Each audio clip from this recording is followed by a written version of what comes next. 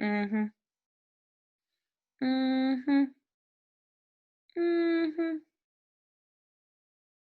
Okay, I gotta go. Sorry. My 4th graders are here. Bye. Okay, 4th graders, I don't know if you've ever had anyone tell you the longest story ever, but if they have, they should come watch this lesson today because we are learning to summarize. So let's hop into this story and see what we're learning today. We are learning to summarize and analyze the main ideas and information provided in fiction and nonfiction text to increase our understanding. So, first off, to be successful, we need to identify the main ideas in the text.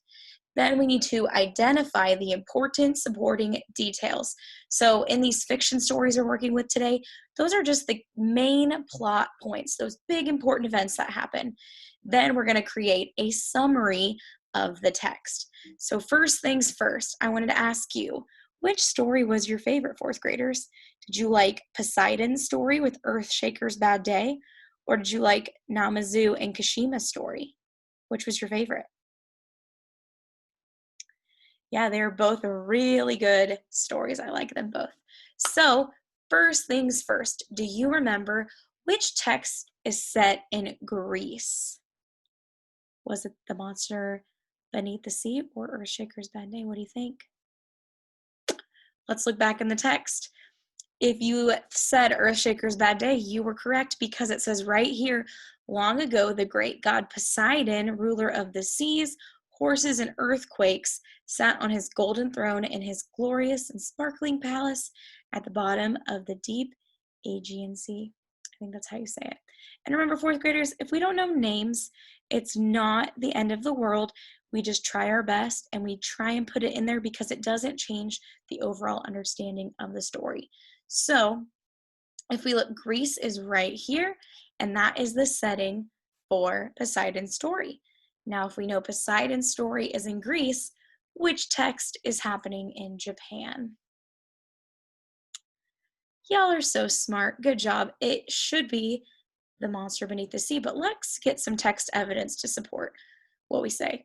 So deep in the ocean off the coast of, oh, there it is, Japan, lived a catfish named Namazu.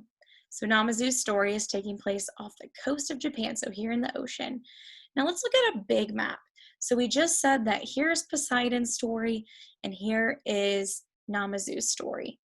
But what is the relation between the two areas and the plates that make up the Earth's crust? So this is from our other story that we read, earthquakes.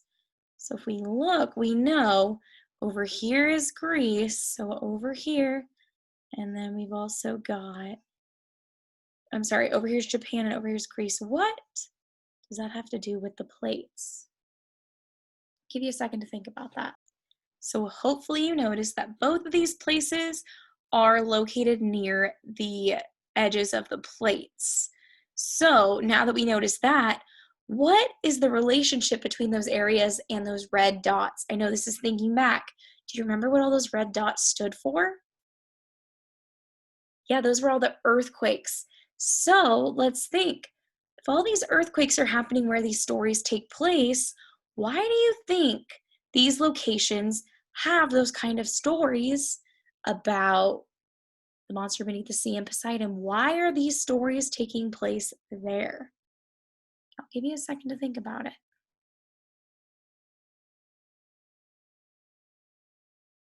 So hopefully you guys are thinking that the people that live here, they experience many earthquakes, so they know a lot about it, right? So that would help them create these myths about why those earthquakes are happening, which is what both of them are about. Great job, guys, stretching your brains. So we're going to work on summarizing today, like I mentioned at the beginning. So get out a piece of paper and a whiteboard because you are going to be filling this out with me. We're going to start by doing one together, and then you're going to do one on your own.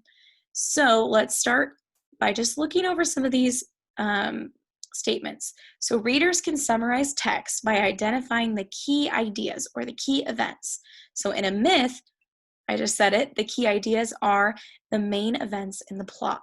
So let's try and summarize the monster beneath the sea together. What was the first big thing that happened in the story? Let's look back.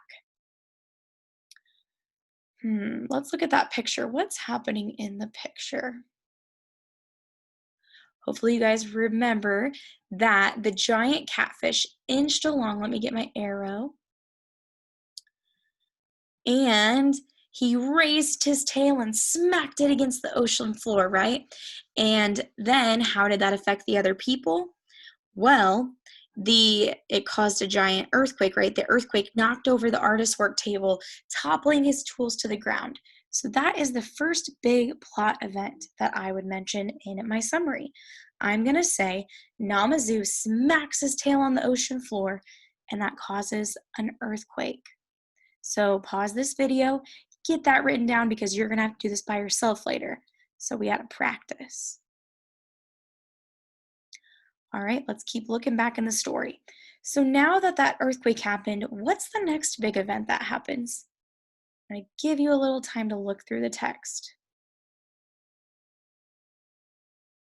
It's kind of in this area, fourth graders. It says, we must do something about Namazu. So what is it that they do? This has gone on too long, the baker said. We must call upon Kashima. Do you guys remember who that is? All right, good job though. Yes, the people send Kashima to get Namazu under control. He's like, it's gone on too long. We need Kashima to go and fix this problem. All right, so that's the second big point in the story.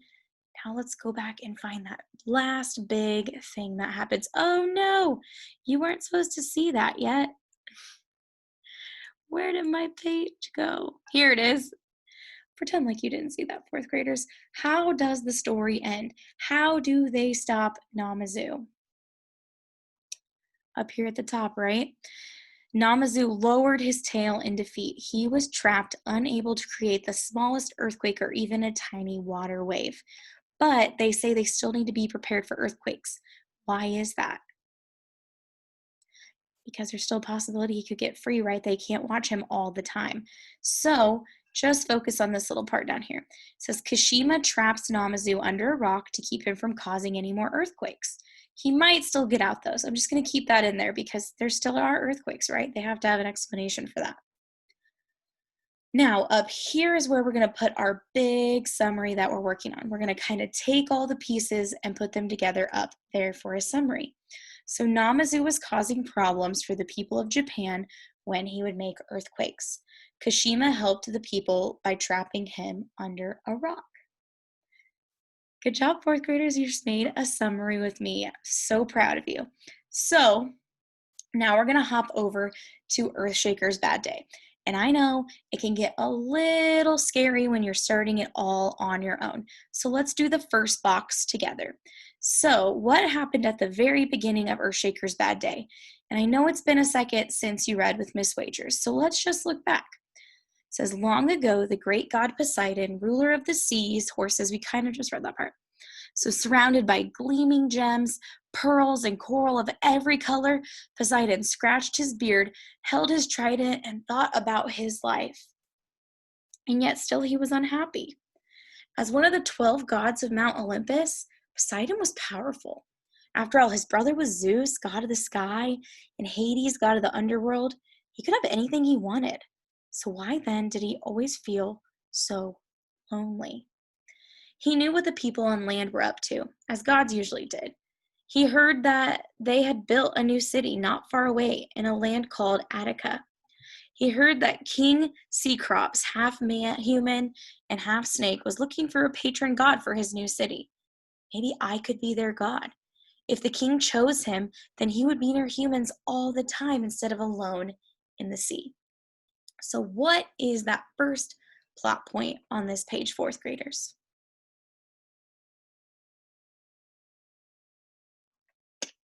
Nailed it. Good job.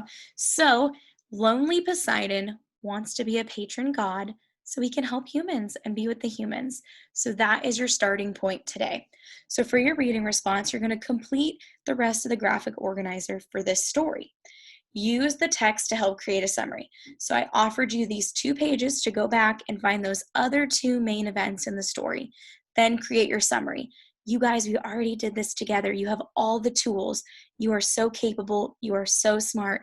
You can do this. Have a great rest of your day. Bye, guys.